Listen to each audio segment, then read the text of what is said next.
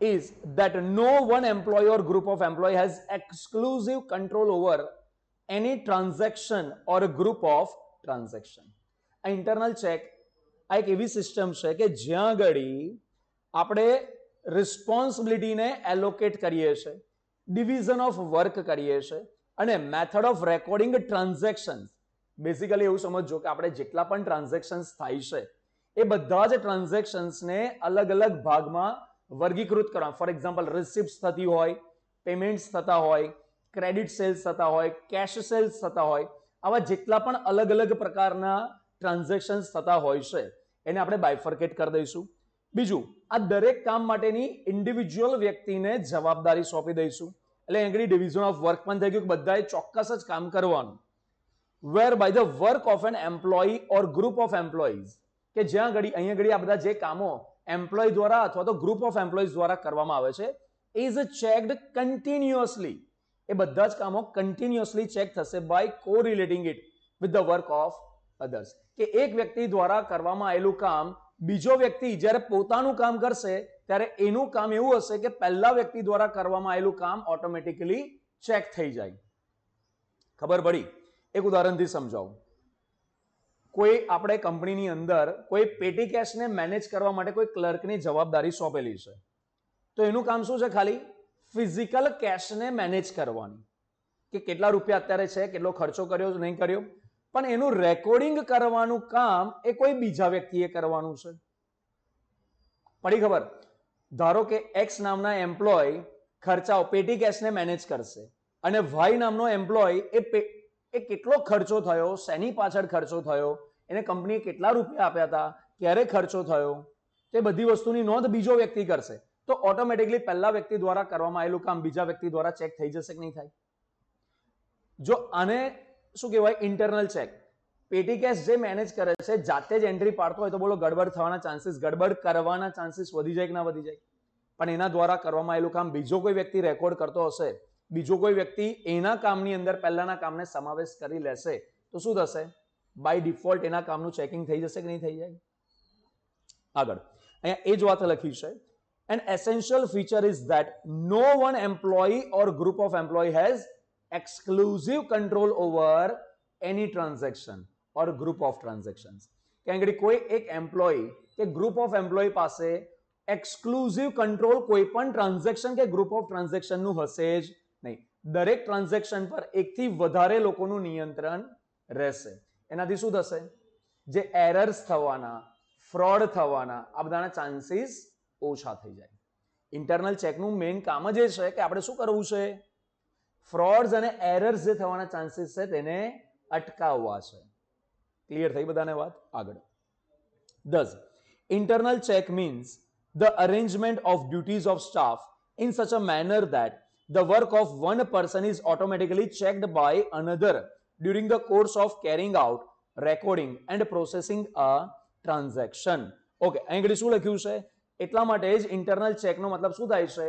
બધાના કામની જે ડ્યુટીઝ જે છે ને એને એવી રીતના અરેન્જ કરવાની છે કે એક વ્યક્તિનું કામ ઓટોમેટિકલી બીજા વ્યક્તિના કામથી એ ચેક થઈ જાય. That is called internal check. Clear થઈ બધાને વાત આ વસ્તુ? આગળ નેક્સ્ટ લખ્યું છે objectives or characteristics of internal check system. Okay, આના ઓબ્જેક્ટ શું છે? લાક્ષણિકતાઓ, કેરેક્ટરિસ્ટિક્સ શું છે? From the above definition, the following characteristics of internal check system can be inferred. કયા કયા આપણે એના લાક્ષણિકતાઓને આપણે જાણી શકીએ છીએ? પહેલું, સેગ્રીગેશન ઓફ ડ્યુટીઝ. શું પહેલું કામ કરીએ છીએ આપણે? જે બધાના કામો છે ને, ડ્યુટીઝ જે છે ને, એને સેગ્રીગેટ એટલે કે એના ભાગ પાડી દઈએ છીએ, બધા વચ્ચે વહેંચી દેવામાં આવે છે, સેગ્રીગેટ કરવામાં આવશે. An internal check system helps in fixing up responsibility for a particular act or omission by segregating the duties. અહીં ઘડી ઇન્ટરનલ ચેક સિસ્ટમની મદદથી આપણે ચોક્કસ વ્યક્તિની ચોક્કસ જવાબદારીને ફિક્સ કરી શકીએ છીએ કે કયો વ્યક્તિ કયા કામ માટે જવાબદાર રહેશે, અથવા તો ઓમિશન બાય સેગ્રીગેટિંગ ધ ડ્યુટીઝ, અને કયા વ્યક્તિએ કયું કામ નથી કરવાનું, શું કામ કરવાનું છે ને શું કામ નથી કરવાનું, અહીં ઘડી આપણે ચોક્કસ ડ્યુટીને સેગ્રીગેટ કરીને અહીં ઘડી કામ કરતા હોઈએ છીએ. Automatic checking of work. The work done by one person is automatically checked by another. એક વ્યક્તિ દ્વારા કરવામાં આવેલું કામ ઓટોમેટિકલી બીજો વ્યક્તિ શું કરશે? પોતાના કામથી ચેક કરી લેશે. It ensures the reliability and accuracy of information produced by accounting system. આનાથી શું થાય છે? એકાઉન્ટિંગ સિસ્ટમની જે રિલાયબિલિટી જે છે અને એક્યુરેસી જે છે એ વધી જતી હોય છે. Division and rotation of work. Every audit assistant gets the workload according to his capacity. દરેક ઓડિટ આસિસ્ટન્ટને પોતાની ક્ષમતા પ્રમાણે જ એને વર્કલોડ મળતો હોય છે. એની ક્વોલિફિકેશન પ્રમાણે જ એને કામ સોંપવામાં આવતું હોય છે. And the duties are rotated to break the monotony. મતલબ એકનું એક કામ કરીને આપણે શું થાય? કંટાળી જઈએ ને, તો આને મોનોટોની કહેવાય. તો એને દૂર કરવા માટે કામમાં પણ શું કરવામાં આવશે? રોટેશન આપવામાં આવશે. કે અમુક અમુક સમયે બધા ઓડિટ આસિસ્ટન્ટને શું કરવામાં આવશે? કામ અલગ અલગ સોંપવામાં આવશે. It results in improving his efficiency. A recording of different aspects of transaction. The internal check system divides the work among clerks in such a way that each aspect of a transaction is recorded by a different person. This helps in minimizing and preventing errors. So, internal check system ની અંદર બધા કામોને અલગ અલગ ક્લર્કની વચ્ચે divide કરી દેવામાં આવે છે અને એના જ કારણે દરેક વ્યક્તિ અલગ અલગ પ્રકારના ટ્રાન્ઝેક્શન્સને રેકોર્ડ કરતા હોય છે. આનાથી શું થશે? એરર્સ થવાના જે ચાન્સીસ છે એ ઓછા થાય છે અને ઇવન અટકી પણ જાય છે. નેક્સ્ટ પોઈન્ટ છે separation of custodial and recording function. Access to the books of account and other records and documents is limited. Care is taken to ensure that the persons responsible for physical custody of assets is not allowed to record any aspect of transaction. હમણાં પેલું પેટી cache વાળું ઉદાહરણ આપ્યું હતું ને, આ એના જેવું જ છે. જો separation of custodial and recording function, મતલબ જે વ્યક્તિના પાસે કંપનીની એસેટને મેનેજ કરવાની સત્તા સોંપવામાં આવેલી છે એ વ્યક્તિને એના રેકોર્ડને, એના ટ્રાન્ઝેક્શન્સને રેકોર્ડ કરવાનું કામ સોંપવામાં આવશે નહીં. હમણાં શું સમજાયું હતું? હમણાં આ સમજાયું હતું કે એક વ્યક્તિને આપણે પેટી કેશનું કામ સોંપેલું છે, તો એ ફિઝિકલ એસેટને મેનેજ કરશે, પણ એના એ પેટી કેશમાં જે પણ કંઈક ટ્રાન્ઝેક્શન્સ થશે એની નોંધણી કરવાનું કામ કોણ કરશે? બીજો વ્યક્તિ કરશે. સમજ્યા કે ના સમજ્યા? તો અહીંયા આગળ એ જ વસ્તુ લખી છે કે કસ્ટોડિયન એક અલગ વ્યક્તિ હશે અને એનું ટ્રાન્ઝેક્શનને રેકોર્ડ કરનાર વ્યક્તિ કોઈ બીજો વ્યક્તિ હશે. અન્ડરસ્ટુડ? આગળ periodic review. An efficient internal check system has procedure designed to review accounting records, work of employees and recording of transactions. Periodically મતલબ સમયાંતરે આમાં શું કરવામાં આવશે? ઇન્ટરનલ ચેક્સની અંદર કામોને ચેક કરવામાં આવશે. Efficient internal check system has procedure designed to, શેના માટેની ડિઝાઇન કરવામાં આવશે? એકાઉન્ટિંગ રેકોર્ડ્સને રિવ્યુ કરવા, એમ્પ્લોઈઝના કામને રિવ્યુ કરવા અને જે પણ રેકોર્ડિંગ થઈ રહ્યું છે ટ્રાન્ઝેક્શન્સનું એને પણ રિવ્યુ કરવું. એટલે બેઝિકલી પિરિયોડિક રિવ્યુ કરવાની વાત આપી છે. ચલો, તો આપણે એના જોયા લાક્ષણિકતાઓ. હવે ઇન્ટરનલ ચેકના ફાયદા અને ગેરફાયદા શું હોય છે? પહેલા એના એડવાન્ટેજીસને સમજીએ. Advantages of internal check. Fixation of responsibility. Internal check entails a proper segregation of duties. આગળ શું કરવામાં આવે છે? ડ્યુટીઝને પ્રોપરલી સેગ્રીગેટ કરવામાં એટલે કે વહેંચી દેવામાં આવતી હોય છે among the staff of a business. As duties are well defined, it becomes easier to fix responsibility in case of errors and fraud. આ ડ્યુટીઝને પ્રોપરલી સોંપી દીધેલી, ગોઠવાઈ ગયેલી હોવાના કારણે એ બહુ જ ઇઝી બની જાય છે કે કદાચ કોઈ જગ્યા પર કોઈ એરર થઈ, ફ્રોડ થયું, તો કોના લીધે થયું બહુ ઇઝીલી આપણે ફાઇન્ડ આઉટ કરી શકીએ છીએ. For example, in case goods are stolen from the stores, આપણા સ્ટોરમાંથી ગુડ્સ ચોરાઈ ગયા, તો બોલો જવાબદારી કોની આવે?